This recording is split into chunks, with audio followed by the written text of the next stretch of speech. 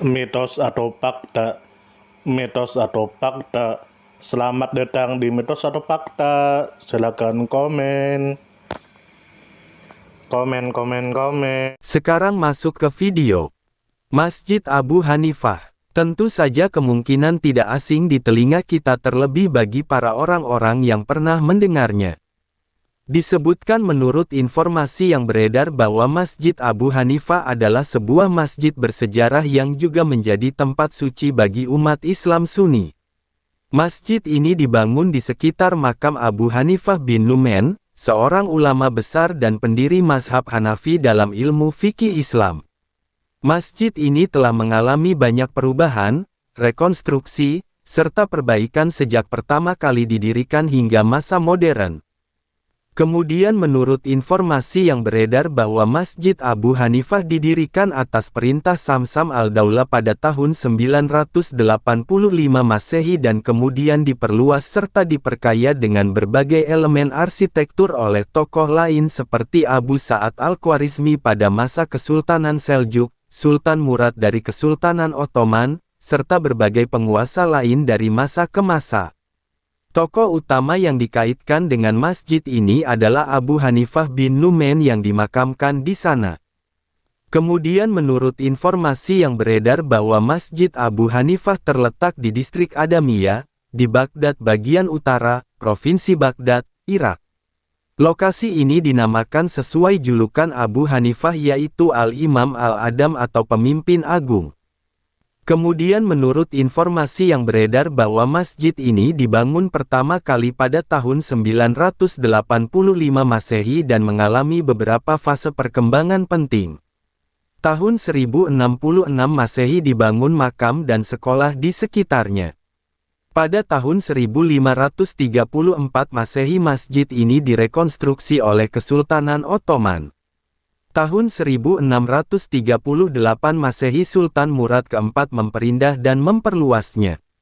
Pada abad ke-19 dilakukan pemugaran besar, sementara pada tahun 1965 menara jam ditambahkan. Masjid ini juga pernah rusak akibat pertempuran pada tahun 2003 namun diperbaiki kembali pada tahun 2004. Kemudian menurut informasi yang beredar bahwa masjid ini dibangun sebagai bentuk penghormatan kepada Abu Hanifah bin Nu'man yang merupakan salah satu ulama paling berpengaruh dalam sejarah Islam. Keberadaan masjid ini juga menjadi pusat pendidikan, pengajaran mazhab Hanafi, serta simbol spiritualitas umat Islam di Baghdad. Kemudian menurut informasi yang beredar bahwa proses pembangunan dan rekonstruksi Masjid Abu Hanifah berlangsung panjang melalui berbagai masa. Setiap pemerintahan meninggalkan warisan arsitektur dan budaya masing-masing, mulai dari gaya Abbasiyah, Seljuk, Ottoman hingga gaya modern. Perubahan mencakup pembangunan kubah, menara, ruang belajar, benteng pertahanan, hingga hiasan ornamen pualam dan ukiran indah. Meskipun sering hancur akibat konflik, masjid ini tetap dipulihkan berulang kali oleh umat Islam dan pemerintah setempat. Dari sudut pandang sejarah arsitektur, Masjid Abu Hanifah memperlihatkan perkembangan seni bangunan Islam yang kaya. Kubah, menara, lorong dan ruang belajar mencerminkan gaya arsitektur Abbasiyah, Seljuk dan Ottoman. Keindahan pualam, mosaik, serta ukiran emas dan perak menunjukkan perhatian besar terhadap keagungan spiritual sekaligus estetika seni. Dari sudut pandang pendidikan, masjid ini memiliki nilai tinggi karena di sekitar kompleksnya berdiri sekolah imam besar yang dibangun pada abad ke-11 Masehi. Sekolah tersebut menjadi pusat pendidikan pertama di Baghdad yang mengajarkan fikih Hanafi dan melahirkan banyak ulama. Dari sudut pandang sosial, masjid ini menjadi pusat kehidupan masyarakat Adamiyah. Selain sebagai tempat ibadah, masjid juga berfungsi sebagai pusat kegiatan keilmuan, tempat perayaan keagamaan dan simbol kebanggaan masyarakat Baghdad. Dari sudut pandang spiritual, Masjid Abu Hanifah menjadi tempat ziarah umat Islam karena di dalamnya terdapat makam Abu Hanifah bin Nu'man.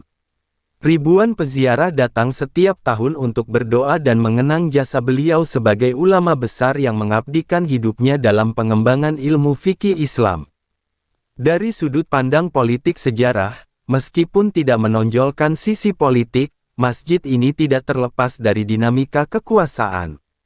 Pergantian penguasa, baik Safawi, Ottoman, maupun pemerintahan modern Irak, selalu berpengaruh terhadap keberlangsungan dan kondisi masjid. Hal ini menunjukkan betapa pentingnya masjid tersebut dalam simbol identitas dan keagungan Islam di Baghdad. Dari perjalanan panjang Masjid Abu Hanifah, terdapat pelajaran bahwa keteguhan, keyakinan dan ilmu pengetahuan dapat diwariskan lintas generasi. Meskipun Abu Hanifah mengalami penjara, penyiksaan, bahkan wafat dalam keadaan sulit, ilmunya tetap hidup dan terus berpengaruh. Masjid yang dibangun di atas makamnya juga menjadi simbol bahwa warisan keilmuan akan tetap berdiri kokoh meskipun menghadapi banyak tantangan. Pelajaran lainnya adalah pentingnya menjaga warisan sejarah dan budaya. Bangunan ini beberapa kali hancur akibat peperangan, tetapi selalu dibangun kembali. Hal ini memberikan nilai positif tentang kesungguhan umat Islam dalam menjaga peninggalan spiritual dan intelektual. Abu Hanifah adalah tokoh besar dalam sejarah Islam yang patut dihormati karena keteguhan prinsipnya. Beliau menolak campur tangan kekuasaan dalam urusan fatwa meskipun harus menghadapi siksaan. Kelebihannya adalah sikap konsisten dalam menjaga kebenaran dan keilmuan. Namun kekurangannya, dalam pandangan sebagian ulama, adalah sikap keras dalam berpegang pada prinsip sehingga sering berbenturan dengan penguasa. Organisasi dan pemerintahan yang berulang kali merestorasi masjid ini menunjukkan komitmen baik dalam melestarikan warisan Islam. Namun kelemahannya adalah seringnya masjid menjadi sasaran konflik politik dan peperangan yang seharusnya bisa dihindari. Saran yang membangun adalah agar masjid ini terus dijaga sebagai pusat ilmu, spiritualitas dan persatuan, bukan hanya simbol sejarah tetapi juga pusat peradaban Islam yang bermanfaat bagi generasi mendatang. Sumber referensi Google Chrome dan ChatGPT. Gimana menurut Anda semua? Apakah itu mitos atau fakta? Jika mitos, silakan tulis di kolom komentar. Dan jika fakta, silakan tulis di kolom komentar. Karena kita tahu bahwasanya mitos itu adalah cerita yang dipercaya sebagai hasil imajinasi dan kebenarannya tidak dapat dibuktikan. Sedangkan fakta adalah suatu peristiwa atau keadaan yang benar-benar terjadi dan dapat dibuktikan. Nah, jadi bagaimana menurut Anda semua? Apakah ini mitos atau fakta?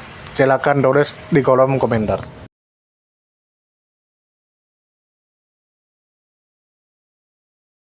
Tidur, tidur, tidur, tidur.